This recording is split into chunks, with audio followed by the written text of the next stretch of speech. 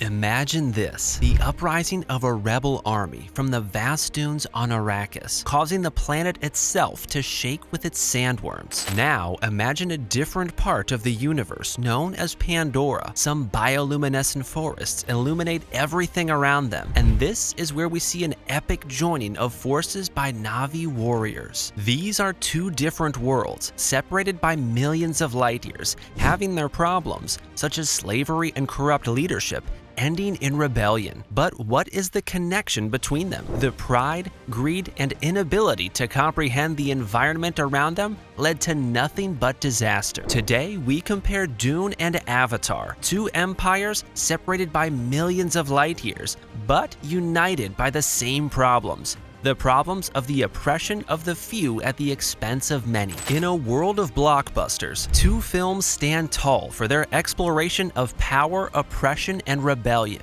Dune and Avatar. But they leave us with questions. What drives these empires to conquer? Why do they fall? And what lessons do these stories offer about our world today? In this video, we'll uncover how Dune and Avatar masterfully attack the themes of colonialism and rebellion, and how their stories, though set in distant worlds, resonate with the struggles of our own. Hello again, everyone. On this channel, we take a close look at the worlds of film to provide you with some great comparisons and insights. Today, we have a massive one, Dune versus Avatar. Both films have been described as epic, given their content and messages. But what does each say about standing up for yourself in this context of colonialism? Well, stay with us and you will find out. At the end of this video, not only will you comprehend how both movies address these themes, but also it will change your preferences altogether about your society and the world around you. For now, let's go from Arrakis' desert planet to Pandora's lush forest. First off, a little introduction about our topic today. The movie Dune was filmed by Denis Villeneuve, and this work is based on Frank Herbert's classical novel dealing with politics,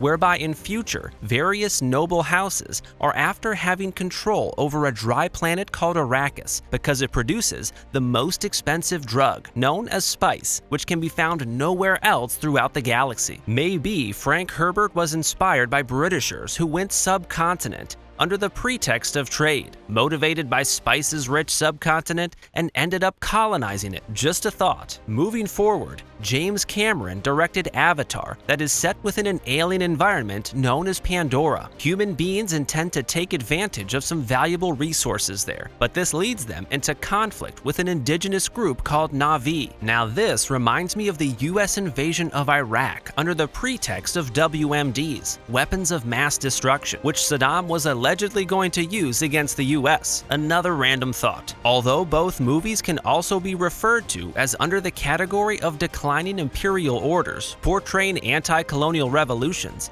but they are different in some aspects. To begin with, what can we say about colonialism? The Harkonnen family, who are ruling Arrakis with an iron hand, act as the colonial power in Dune. Being brutal, exploitative nature, and greed characterizes these people, for they stand at their best, representing nothing more but evil nature within all forms of oppression towards those natives known as freemen, while also taking spiking substances, a priceless resource, without caring about the indigenous people there. It is important to note that the planet Arrakis itself poses a very hostile environment, under which such tyrannical leadership could only thrive. Even though it uses equally vicious means, the motivation behind its actions is anything but personal. They are seen to embody a new form of colonialism that is underpinned by issues such as corporate greed and ecological degradation. As for Pandora, unlike Arrakis, it's full with life and beauty, so everything done by RDA seems even more inappropriate there. Although both films focus on the exploitative nature of colonialism, they have gone ahead to do this in very different ways. The difference in portrayal complements this idea. Dune explores politics and power dynamics at a personal level, while Avatar looks at the environmental and cultural effects of colonialism. The Harkonnens' rule involves cruelty and tyranny, while the RDA acts out of its business interests and goes against nature. A contrast also exists in how the oppressed societies are depicted. The Fremen in Dune are tough desert people who live in the extreme conditions of Arrakis and have managed over time to adapt to them. This has been portrayed with them having an immense knowledge concerning their surroundings, making them formidable fighters. On the other hand, Na'vi society presents a peaceful community, deeply connected with nature and the surrounding environment, where they live in unity with everything around them, including other creatures. Their cultural beliefs intertwine closely with those of Mother Nature at Pandora planet itself. The comparison between the Fremen and the Na'vi serve as indicators of varying modes of opposition found throughout each film. It is noted that the Fremen are involved in armed resistance, which appears quite reasonable, taking into consideration their hostile environment and oppressive regime under Harkonnen's leadership. Nonetheless, due to their strong bond with Pandora and belief system that opposes anything going against nature, they also engage in non-violent forms of opposition aimed at hindering RDA activities meant to destroy the environment. Well, anyone who has watched these movies can elaborate what I just did, but what if I ask you to think about it again, keeping in mind the reasons of World War I that happened a century ago, not in Arrakis or Pandora, but on planet Earth, our home. If you don't know the reason, let me tell you. European nations fought each other for land, to get their hold on resources in distant lands and exploitation of indigenous people there. There were other reasons as well, but it's not a history lecture. About the oppression of RDA and Pandora, it resembles so much with MNCs, multinational corporations, creating a clear divide of global north and south, where rich is getting richer and poor is getting poorer. This too is happening, not in some distant galaxy, but here, around us every day. Now, let us discuss rebellion. In the movie Dune, the rebellion is headed by Paul Atreides, who is a young nobleman who has been forced into leadership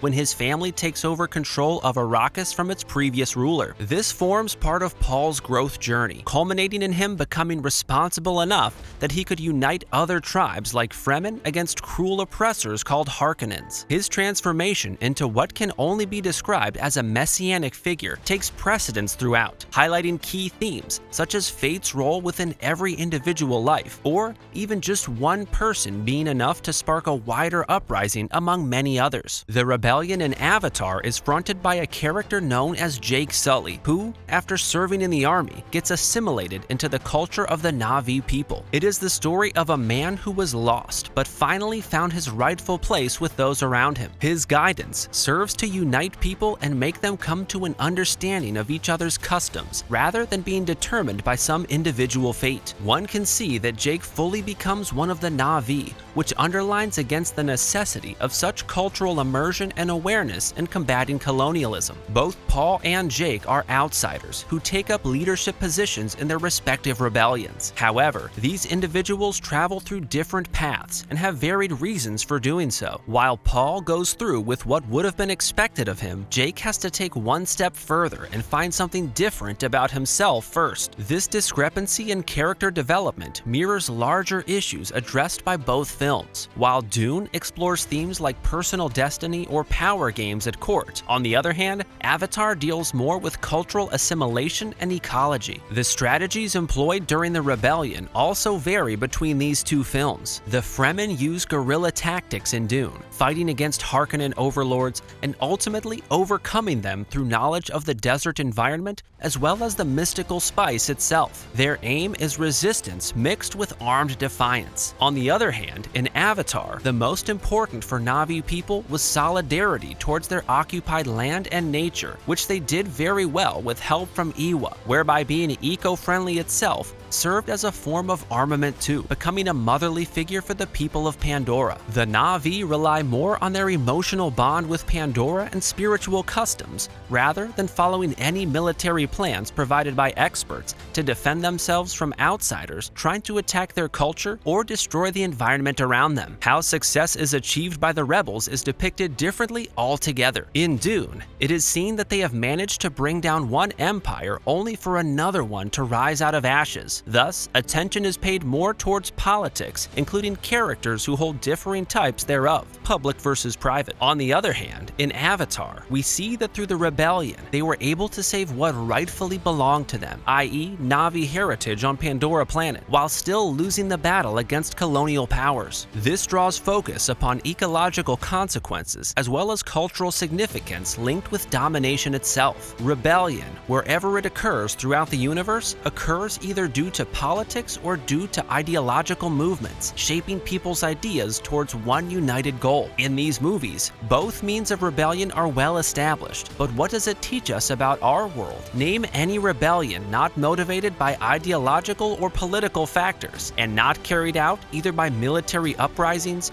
or uniting masses under one idea or goal in the world, our world. Can you name any? I can't. If you can, comment below. Let's finally discuss how empires end. The Harkonnen Empire in Dune disintegrates because it is so corrupt and vicious. This downfall of the Harkonnens comes about due to their tyranny, as well as some intelligent strategies used by Paul Atreides. It is seen that the political environment and individual's destiny affect different kinds of power with regards to the leader alone, in which a number or variety follow him, and therefore this raises important questions concerning these matters, but leaves other issues open-ended or uncertain for consideration. The downfall of great forces by weak people has been portrayed in both movies, although they have taken different approaches. It places its attention on political as well as individual power games, while on its part, Avatar underscores environmental and socio-cultural effects associated with colonialism. To be specific, a new political system takes over after the downfall of the Harkonnens. However, it is geared towards preserving the society and environment around RDA. The fall of empires in the two films also serves as commentary regarding broader themes inherent within each narrative. In Dune, we see that a lot was going on when House Atreides was taking over for House Harkonnen. The emphasis here lies on power play among different characters and influence which one person may have over many others, or none at all. On the other hand, Avatar explains why everything should be done properly with respect, not only with nature itself, but also other cultures around us, since otherwise, any such act will lead only to destruction alone without any possible way out from it again. Thereafter, another key difference emerges when considering what follows these imperial falls. In Dune, it is followed by the establishment of new political orders, while still they had managed to overcome those challenges. The focus here dwells on politics and how individuals use power for their gains. On the contrary, Avatar is concerned about keeping up with Na'vi culture and leaving Pandora's nature unharmed. Here, attention is paid towards understanding one's culture's importance, alongside protecting the surrounding environment against colonial practices. There is a universal law: power vacuum has to be filled. There are rules and there are subjects that are ruled. In today's world, rulers are always a handful in comparison to the subjects. Power resides where people believe it resides. Change the belief to change the power dynamics. But it can only be done by someone who is not a subject or who thinks differently, an outsider. This is depicted in both the movies, and we have much to learn from these movies. Both Dune and Avatar provide interesting viewpoints on colonialism and defiance, but which one is more relevant? To start with, both films are epic and marvelous when it comes to this topic. On one hand, Dune is very good at being complicated, with lots going on politically, and follows one person's determination. However, Avatar is seen for what it does best, an exploration of how different cultures can unite while also having some messages about nature too. If you find yourself attracted to the arid settings as well as political complexities experienced in Dune, then you will also like the incomprehensible links between power and human fate created by Frank Herbert. The movie's attention to individual development and military tactics dives deep into the paradoxes of anti-colonialism and insurrection. Arrakis's cruel and pitiless nature does not allow for any false moves. The cruel and uncompromising setting of Arrakis is an apt setting for the savage truths of imperialism, as well as the strength found among the oppressed. It follows then that there is a very interesting story in how Paul Atreides changes from just being another young noble character to rather turning into some kind of a political figure, which also shows us that one's fate can be more important than it might seem on the whole group of people, influencing everything around him alone. Nevertheless, should your attention be held by the enchanting vegetation and rich culture in Avatar, then you will not be disappointed with James Cameron's take on environmental matters and cross-cultural unity. By representing an ecosystem that is closely related to itself and that is willing to fight for its cultural values against colonialism, the film emphasizes joining two concepts together. About the storyline, one may note that Jake Sully, who starts as a Marine having lost faith in everything, becomes a leader in the movement of Na'vi resistance fighters. Both movies take viewers into alternate realities that not only entertain but also pose questions about resistance and colonialism. Each offers an intense experience which explores different elements surrounding independence movements within former colonies or conquered territories. These are all reasons why people should watch and think about both Dune and Avatar, even though they might have seen one already. Both films provide captivating visual landscapes that prompt contemplation on imperialism and insurrection. This is why each of them could be interesting for separate research alone. Dune, with its unique cold approach, harsh politics, and survival games reflected through its every single detail, while Avatar is warm and full of life, visually delivered with the help of innovative technologies, uniting these two approaches together perfectly well enough on their own terms, but seen when taken separately from one another at certain points of view only. The careful crafting of every scene using brightness contrasts enriches the audience with an incomparable view work. On the flip side, Avatar offers a stunning display of bright colors and thick foliage. The film utilizes cutting-edge CGI and motion capture technology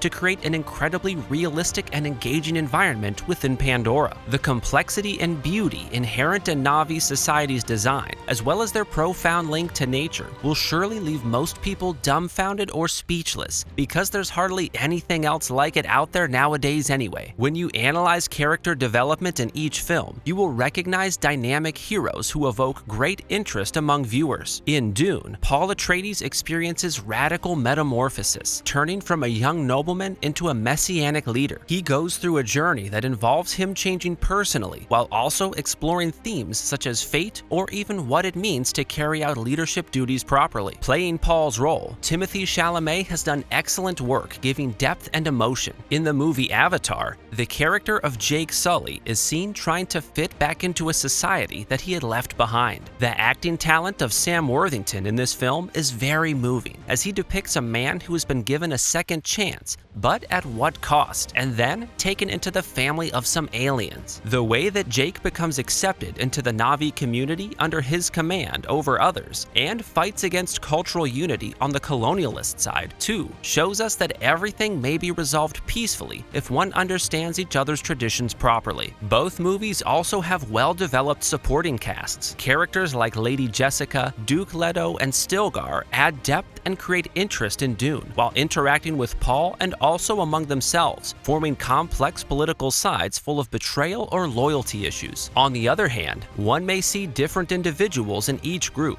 like Neytiri or Dr. Grace, and know why Colonel Miles Quaritch followed separate views from those mentioned before him, making everything more interesting and complicated from a storytelling point alone. Even though there are common elements of imperialism and insubordination in both films, they have been approached differently. The analysis of Dune goes deep into political power play, whereby we witness how hard it can be for one country to rule another when they do not have enough resources, as well as what happens if people fighting against oppression are much stronger than their oppressors. This aspect is underscored through a combination of military strategies employed and political games played within the context of imperial domination. However, it should be noted that Avatar takes a completely different approach by focusing on the environmental and cultural consequences brought about by colonialism itself. The movie shows how the Na'vi people deeply love Pandora because of some traditional customs observed there, which call upon all human beings beings everywhere, including those colonizing lands far away from their homes, to come together and save Mother Earth or nature herself from any harm posed upon them, otherwise known also under the name colonialism. The resistance put up by the Na'vi is not so much a matter of military tactics as it is an expression of their shared environment, tied closely to cultural issues around them. The theme of falling empires has been explored in both films, but from different angles. In Dune, the Harkonnen Empire falls due to its internal weaknesses, such as greed and brutality, while Paul Atreides contributes his intelligence and martial qualities for this victory over enemies, leading down a spiraling downfall on stage where everybody's business turns out quite well planned indeed. The downfall experienced by the Harkonnens serves as an intricate tale concerning power politics with a personal touch, emphasizing leadership roles played out within society at a large level, affecting many individuals personally far beyond anyone ever expected or anticipated, most probably even remembered afterwards, too much longer time than they should have done so initially. The aftermath is portrayed as the time that follows after the empires have crumbled in every film. In one film, this time is portrayed as a period where new political systems are being put up and the fight for power continuing. Here, we see two different sides united by one theme. What can we do when everything has already fallen apart? This chapter will explain why it's difficult for employees to leave at the end of their shift and suggest some solutions so that they can go home earlier. The reason why it's hard to leave work at the scheduled time will be analyzed herein, with some recommendations proposed to enable early exit for such workers. Aftermath in Avatar revolves around keeping Na'vi culture safe together with all other creatures living on Pandora, while in Dune, it is related to other issues but not cultural alone. It introduces two sides of one coin, problems connected with society and personal ones. What happens once everything has fallen apart? In each case, there is a clear answer, but it changes depending on the circumstances described above. To summarize everything said above, we may conclude that both Avatar and Dune provide deep insights into such issues as colonialism and defiance. The former surpasses in presenting a sophisticated combination of political intrigue and individual experience towards fate, whilst the latter shines through its examination of social assimilation and eco-conservation subjects. Whoever may prefer wide cultural spaces with unity or dry political plans, both offer an interesting plot for viewing. In the end, people have to make decisions based on what they like more than anything else. Both movies are epic regarding storytelling, world creation, as well as exploration of themes. Every film has something special about it and differs from others because they took different approaches while developing them. Hence, these two are worth being analyzed and praised equally. So, which side do you fall under? Are you Team Dune or Team Avatar? Let us hear from you in the comments section below. We know that movies are always a good source to learn something for our personal grooming and improvement. Let us highlight some of the takeaways, lessons from this video. Empires that fail to respect the land they seek to conquer are doomed to fall. Resource greed blinds empires to the human and environmental costs, paving the way for rebellion. Ignoring the strength of indigenous cultures is the first step towards an empire's downfall. Sometimes it takes an outsider to unite a divided group of people and ignite rebellion. Empires that prioritize firepower over understanding their environment will ultimately lose. Arrogance leads to complacency, and complacency leads to collapse. Faith and shared belief systems provide a powerful foundation for resistance. Nature is not a passive victim, but an active force in the downfall of empires. Unity among oppressed groups is the ultimate weapon against tyranny. In both stories, the environment itself becomes a critical character, acting as both a resource and a force of resistance against imperial control. Advanced technology cannot guarantee victory against a population that understands and wields the strengths of its environment. So, what lessons can we learn from Arrakis and Pandora to apply to our own world? Let's keep this conversation going. Leave your thoughts in the comments below. So that's all for now. Hope you liked the video. We appreciate you taking this massive trip with us across Dune and Avatar. We put a lot of effort to bring you such content. So if you like the video, share it with your friends and subscribe to the channel. Remember, keep exploring cinematic parallels.